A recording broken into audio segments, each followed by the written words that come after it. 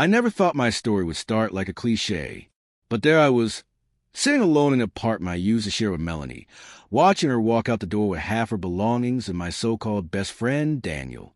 They didn't even try to hide it. She told me it just happened, said we had grown apart, said Daniel understood her better than I ever could. All that noise people say when they want to justify betrayal. What she didn't know, what neither of them knew, was that I wasn't the same broke, struggling graphic designer they thought I was. Melanie had been with me through some tough years. We scraped by on coupons and late rent payments. I freelanced wherever I could while building my own thing on the side, a digital design platform I called Pixel Frame. I worked on it quietly, often during late nights when she thought I was playing games or doom scrolling on my laptop. I didn't blame her for not believing in it. Hell, even I wasn't sure it would work. But then it did. The first big contract came in year 3. Then investors started calling. Before long, I was licensing design systems to major tech firms and onboarding corporate clients left and right. I kept it quiet, purposefully lived modestly. I didn't want the pressure, the attention, or Melanie suddenly acting like she cared again. By the time she packed up and left, I had more than $500,000 in the bank and growing equity in a company valued in the millions. And the best part? I still let her believe I was broke. Daniel, my best friend, always mocked my dedication. He was charming, loud, and always bragged about his sales job. The type who borrowed money and forgot to pay it back. Melanie always laughed at his jokes a little too hard. I guess now I know why. But I didn't get angry. I didn't beg. I just told her goodbye. Calm, composed. Not a word about the money, the success, or the condo I had just bought downtown, in cash. 3 months later, my story hit the headlines.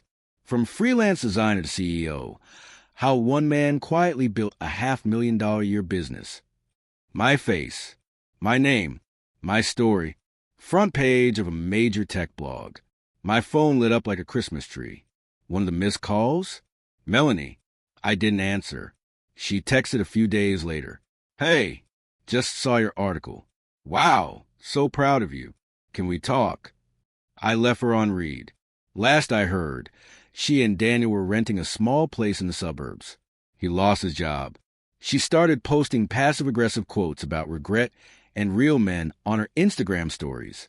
As for me, I hired a team, moved into a loft overlooking the city skyline, and I still live quietly. But I smile a little wider when I think about the day she walked out of my life, because that's the day I finally got everything I ever needed. Not revenge, not validation, just freedom and peace. Moral of the story? Let people underestimate you. Let them walk away. Just don't stop building. Success speaks loudest when you say nothing at all. A few weeks after her text, Melanie showed up at a coffee shop I frequented. I didn't know how she found me. Probably still had one of my old locations pinned on her Google Maps. She looked different, not physically. Still beautiful, still dressed sharp. But her eyes didn't carry the same fire. They flickered with something I couldn't quite place. Regret? Maybe. A lie, she said, hesitant. Do you have a minute? I could have walked away. Maybe I should have. But I nodded. She sat down across from me, silent for a while, like she was waiting for a version of me that no longer existed. I didn't come to beg, she said. I didn't know. About everything you were building. About you. I sipped my coffee, let the silence hang. I thought you had given up on your dreams, she continued. You never told me about Pixel Frame. I raised an eyebrow. You never asked. She flinched at that. A small, honest win. I know I hurt you, she said. Daniel, it was a mistake. One I see clearer every day. I smiled, not warmly, not cruelly either. Just a man who had moved on. You didn't just hurt me, Mel.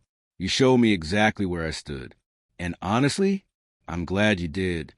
She blinked. That wasn't the response she expected. I stood up, dropped the 20 on the table, and looked her in the eye. I hope you find what you're looking for, but it's not here anymore. That was the last time I saw her. Fast forward 2 years. Pixel Frame just passed its first $1 million in net revenue. We're launching a new AI design assistant, and I've partnered with a few rising creators to help scale indie businesses. My name pops up now and then in articles, podcasts, tech circles. I don't flash the money. I still wear the same jeans, drive a modest car, tip generously, and treat my employees like gold. But inside, I carry a quiet fire. See, when people leave you for dead, when they laugh at your dreams or walk away because you're not where they think you should be, that's not your ending. It's your beginning. Melanie left me for a version of success that sparkled on the surface. Big talk, fast charm, easy wins. But I built something real. Something that didn't need applause to matter. And now, I'm not just richer. I'm wiser, more focused, and completely, unapologetically free. To anyone reading this going through betrayal or heartbreak, let them go. Build your empire. Then let your silence make the loudest noise of all. The funny thing about success is that once it hits, people who never saw you suddenly act like they always did. Old classmates started showing up in my DMs with remember when messages. Distant cousins who hadn't spoken to me in years tagged me on Facebook with fake affection. Even Daniel, yes, that Daniel, sent a friend request and followed me on Instagram. No message, just a follow. Pathetic. Out of curiosity, I clicked through his profile. He was still living in that cramped two-bedroom in the outskirts of town. Melanie was gone. Again. No trace of her in recent photos. Just selfies, gym mirrors, and some vague caption about loyalty being rare. Guess the universe doesn't pay in karma, but it definitely doesn't run tabs forever. I wasn't just living now, I was thriving.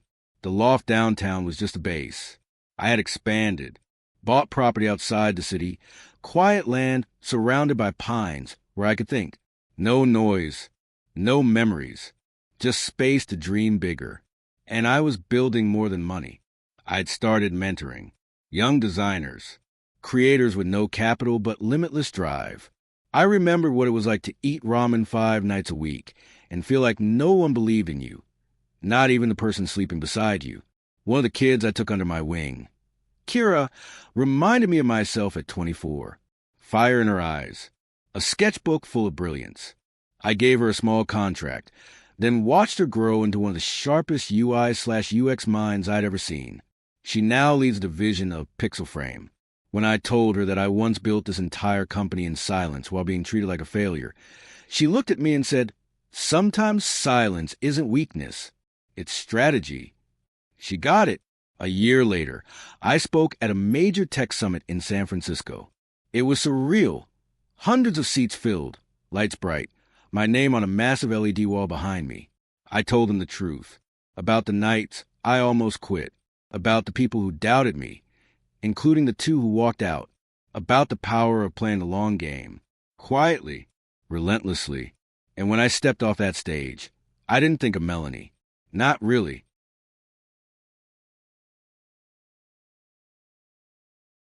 I thought of the man I used to be, the one everyone overlooked, the one who held his tongue, stayed up late, and worked while the world slept. He didn't need revenge. He needed vision. He needed patience. He needed to become the man I am now. And now, I don't chase closure. I don't stalk exes or wonder, what if? Because when you finally learn your worth, you don't need apologies. You don't need revenge. You just need peace. And I've got mine in full.